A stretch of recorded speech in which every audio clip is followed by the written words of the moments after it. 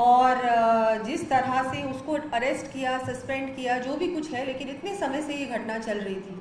अभी तो छुट्टियां हैं, लेकिन अभी छुट्टियों में भी ये सब चल रहा था।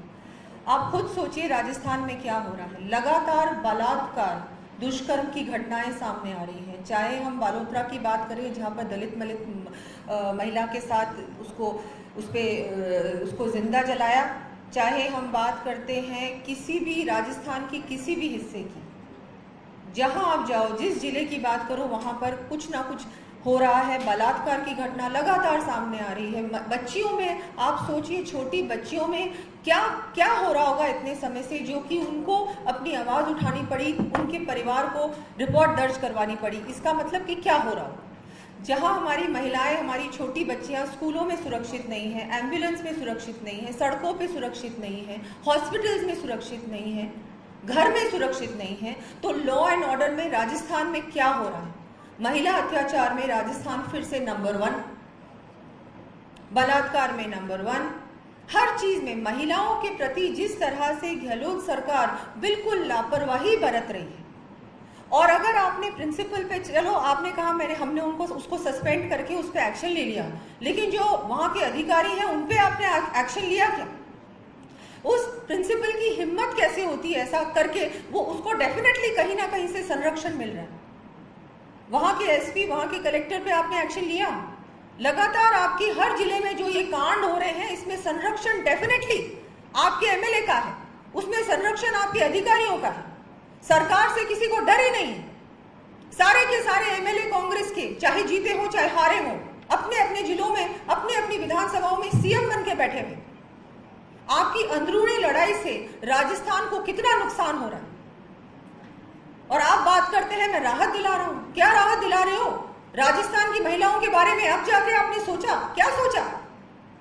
अभी तक जो लॉ एंड ऑर्डर की सिचुएशन राजस्थान में है, लगातार बिगड़ती जा रही है। उसके बारे में आपने क्या पुख्ता कदम उठाए, मैं पूछना चाहूंगी उनसे। 4.5 साल हो गए। राजस्थान हर वर्ष जब एनसीआरबी की रिपोर्ट आती है तो ये हमेशा आंकड़े बढ़े हुए होते हैं। हम लोग फिर से नंबर 1 पे आते हैं रेप में, दलितों पे अत्याचार पे। जिस तरह से हमारी बेरोजगारी बढ़ी है, वहां भी हम नंबर 1 है, महंगाई में भी हम नंबर 1 है। तो ये क्या करने की कोशिश कर रहे हैं? राजस्थान के लिए कहते हैं सबसे ज्यादा विकसित प्रदेश, सबसे ज्यादा ऐसा प्रदेश जिसमें बहुत कुछ हो रहा है। हम गरीबों के लिए सोच रहे हैं। क्या सोच रहे हैं आप? राजस्थान की जो हालत 2018 में थी और अब हो गई है, ये बहुत ही शर्म की बात है। मैं महिला हूं और मैं तो अपनी बहनों को कहना चाहूंगी कि बस अब आप लोगों से, हम सभी आप लोगों के प्रति पूरी कोशिश कर रहे हैं। हम आपकी आवाज उठा रहे हैं और आगे भी उठाते रहेंगे। मैं भी सांसद हूं, हमारी जसकौर जी भी सांसद हैं, हमारी पार्टी के सभी पदाधिकारी लगातार महिलाओं के लिए आवाज उठा रहे हैं, कोशिश कर रहे हैं कि उनको न्याय मिले। और जो सुरक्षा, जिस तरह से जो सुरक्षा राजस्थान में बिल्कुल 0 के बराबर है, वो सुरक्षा बढ़नी चाहिए। पहले सीसीटीवी अच्छी संख्या में थे, सब जगह थे। आज अगर आप कहीं भी जाके चेक करेंगे, सीसीटीवी अधिकतर नहीं चल रहे। कहीं भी अगर महिला रिपोर्ट दर्ज करने जाती है तो उस पर कार्रवाई नहीं होती, उसकी सुनवाई नहीं होती। तो ये राजस्थान की हालत है और बहुत दुख की बात है कि हम सब लोग, हमारे सामने दृश्य चल रहा है, ये पिक्चर चल रही है 4.5 साल से, लेकिन इसका कोई भी अभी तक अंजाम नहीं हुआ। कोई भी जो जिस तरह से पुख्ता कार्रवाई होनी चाहिए नहीं हो रही है।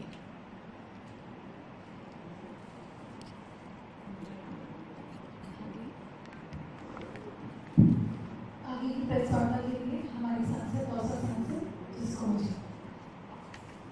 सभी मीडिया बंधुजनों का तहे दिल के प्रति संवेदनशीलता का एक मुहिम चलाने के लिए अपील भी करती हूँ।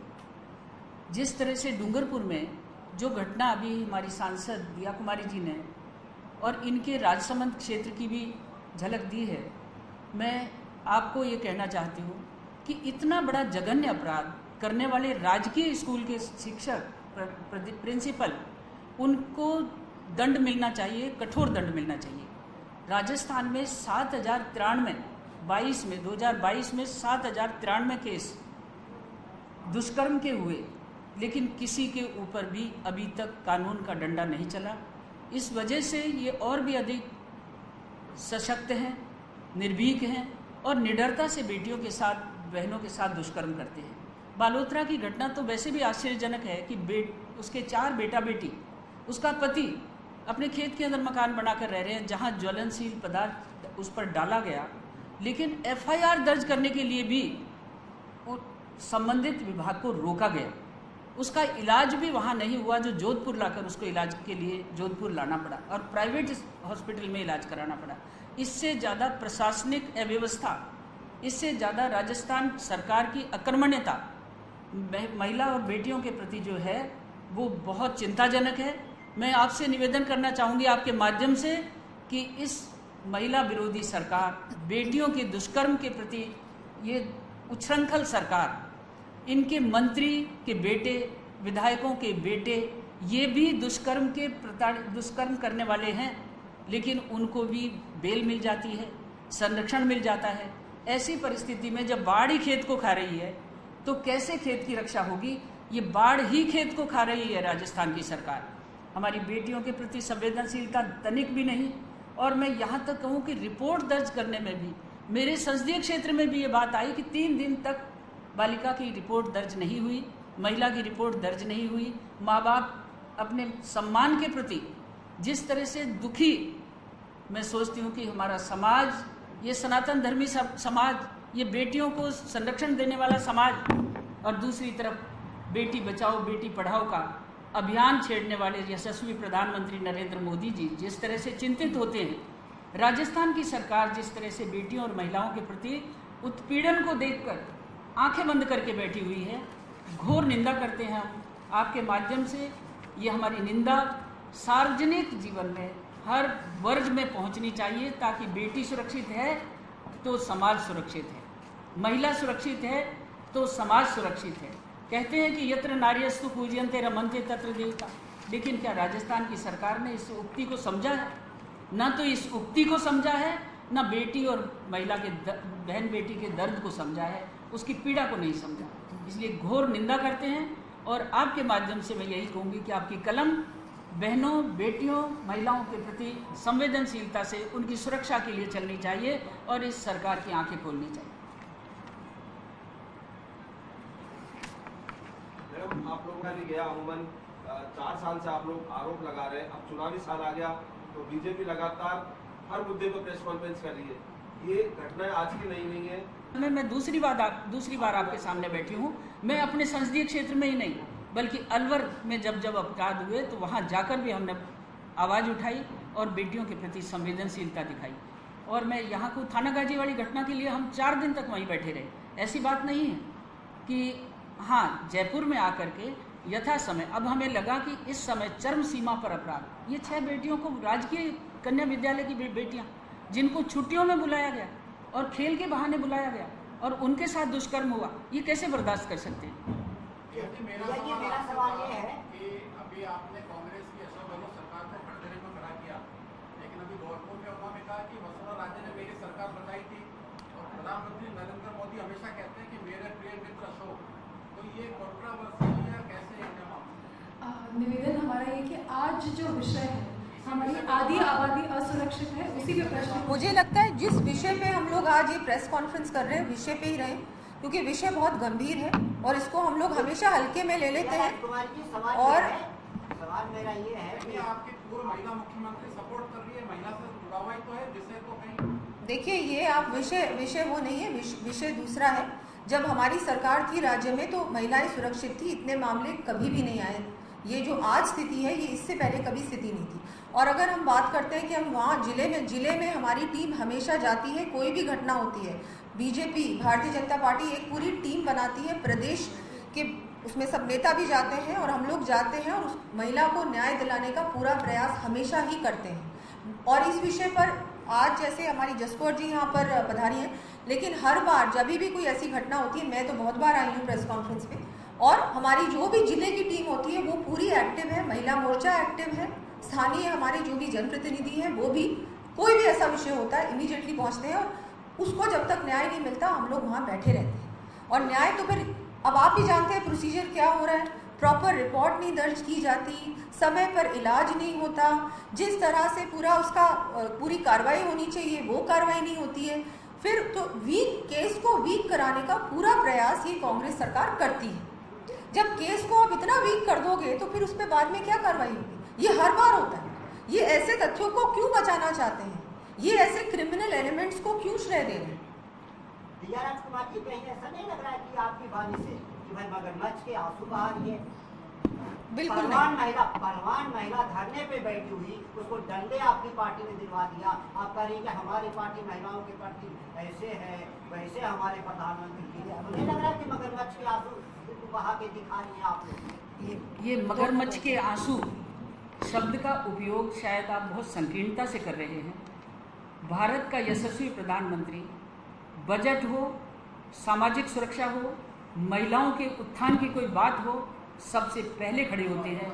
और आप देखते होंगे कि देश में नहीं विदेश में भी हमारी यशस्वी प्रधानमंत्री ने बेटियों के, महिलाओं की सुरक्षा का संपूर्ण दायित्व लिया हुआ है।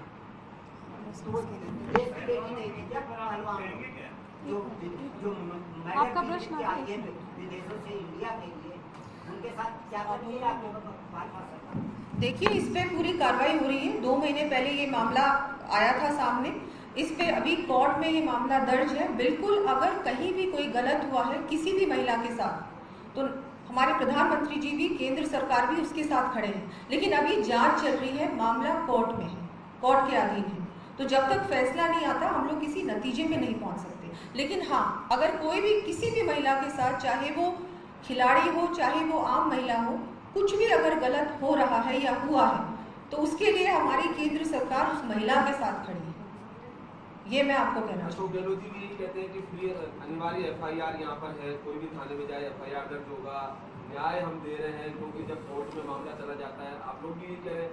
नहीं, ऐसा नहीं कह रहे हम लोग। अभी इसकी पूरी जांच चल रही है और जांच की जो भी रिपोर्ट आती है, जो भी फैसला आता है, और अगर जो भी फैसला आता है वो पूरी तरह से सरकार उस फैसले के साथ होगी। जिस पे भी कार्रवाई करनी होगी वो होगी।